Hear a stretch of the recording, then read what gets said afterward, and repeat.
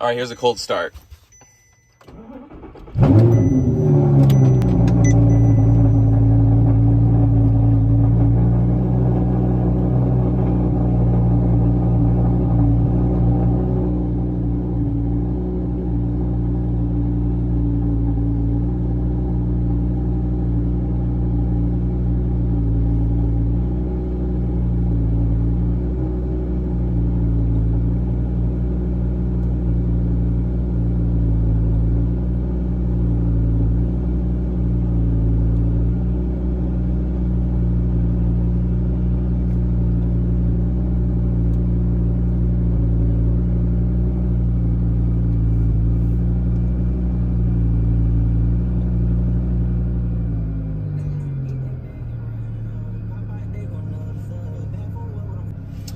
Okay, so I'm in Carplay now.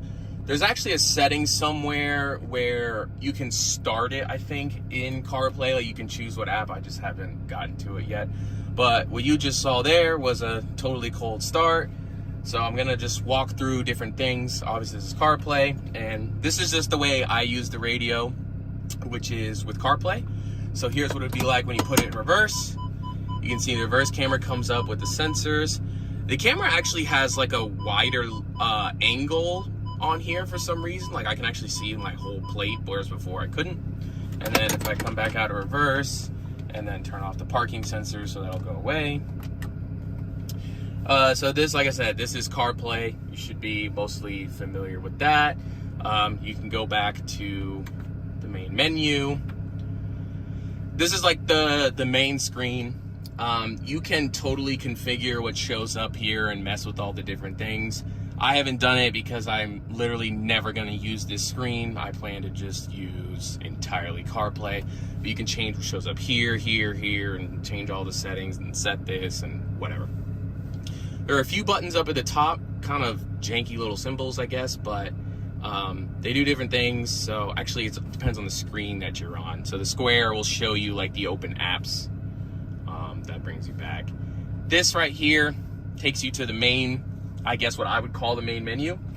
And I'll quickly walk through what each of these things are. So ABK installer, you know, this is mostly an Android OS type thing. You can install and do different things if you know Android. CarMate, I'm not even sure what this is. Location, phone, storage. You can change some things. Settings. So this is like where most of the main settings for this unit are. So there's some stuff with network. There is a Wi-Fi antenna in here behind the radio. I haven't gone through the effort of connecting it to Wi-Fi because I just, quite frankly, don't care. Don't really need it, but I could. You can connect it to Wi-Fi for a few different reasons. If you want to do updates, if you want to download some stuff straight from the internet, use Chrome, whatever. So some generic display settings, font size, themes, wallpapers, brightness. You know, you can do endless customization. You know, I could change the theme, whatever. Sound. I haven't messed with this. That's just the default settings. General. I don't think I've messed with much in here. I think that's where you can change what app it will boot into. You can change like the location settings, or location permissions. Sorry for different apps there.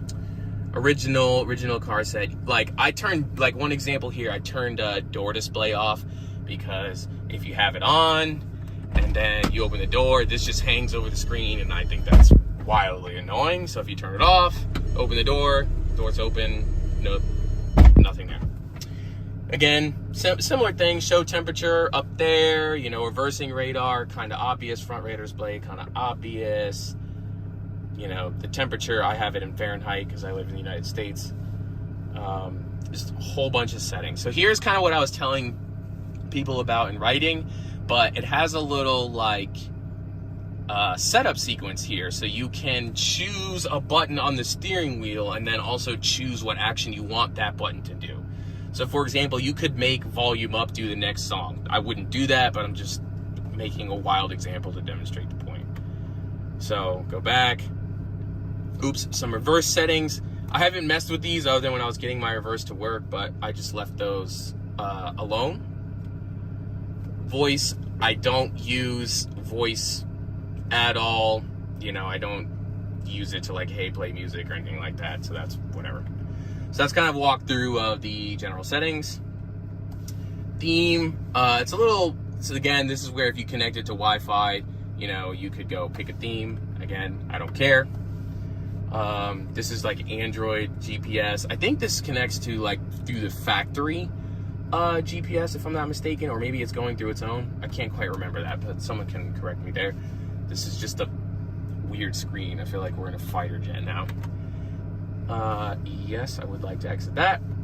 Auxiliary, that would be for the extra RCA inputs in the back if you wanted to put like a third-party camera or something like that. Obviously, I don't have one attached.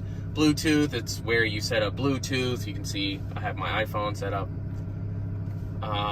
Boot animation, if you want to change the animation, like the powered by Android, there's some actually really cool ones you can do. Again, I don't really care, so I just don't bother.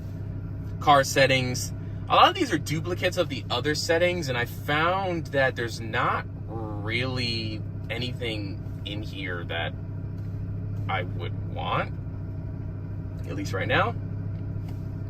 Chrome is literally the Chrome browser. Some Chinese websites. Next screen. So it has an equalizer. I just have it set to pop because whatever. Surround sound, you can kind of change this. The bass boost, you can change that. You can adjust the zone, so like how the audio is coming through. I know that was a big issue on the previous generations of this. I haven't messed with it because I found it was fine as is. I will say I think the volume is slightly lower than what this factory radio can do, but I know that someone has posted the settings you need to change to fix that. I just haven't gone back to do that yet. Bass filter, etc. Okay.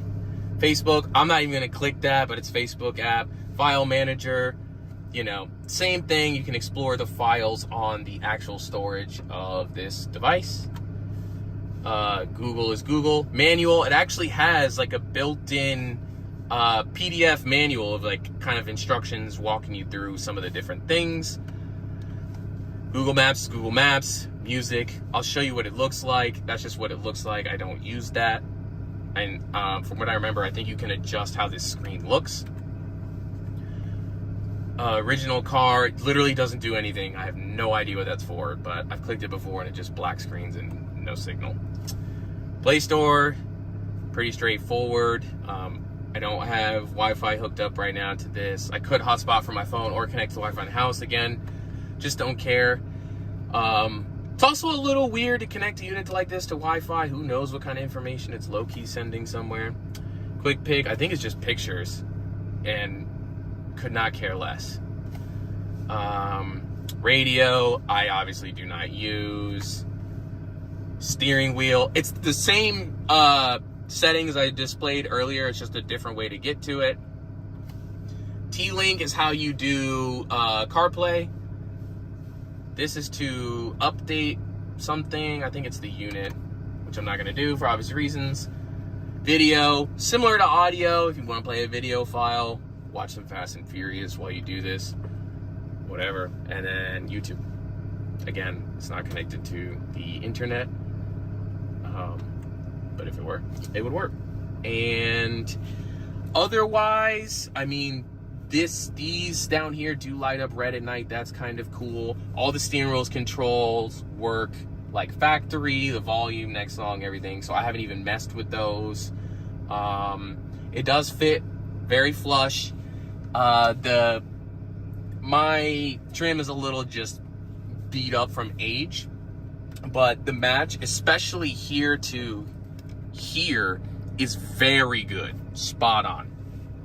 I really can't complain about that. You know, the knobs feel good. They don't feel cheap. Well, I guess relative. We all know this thing is cheap, but I have noticed my menu button, you can kind of see like it almost looks like it's pushed in on this corner. I've tried messing with it. It just kind of is what it is, but like I said, it does work and everything is fine. This does nothing, obviously. And I think that's, for the most part, that's really it. If anyone has any more specific questions, I'm happy to answer them. I will try to find the setting so it just starts up in CarPlay. Otherwise, everything else is straightforward. Oh, and I ran the USB ports in the passenger footwell. So I hid them because I don't plan on using them, but they're way up here. So like now you can see there's actually two. I don't know why there's two, but I tucked them up there. So if I do need them, I can get them. But otherwise, unless you really know they're there, you won't see them. And that's it.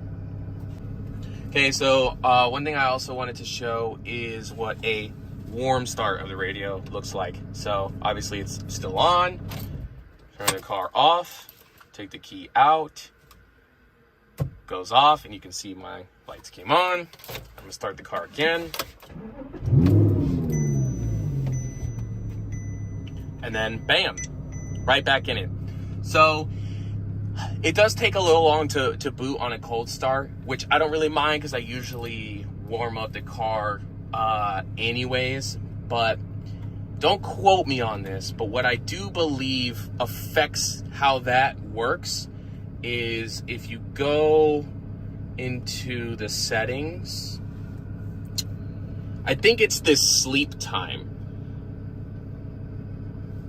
So I think since I started it, once you start it on a cold start, I think it'll do that quick start for a whole nother day. And then if it's longer than a day, it goes back to the low. I think that's what that is about. I'm not going to adjust it longer. I imagine it probably does something. I don't want to say it draws power, but maybe it does. But yeah, so very quick on a not cold start.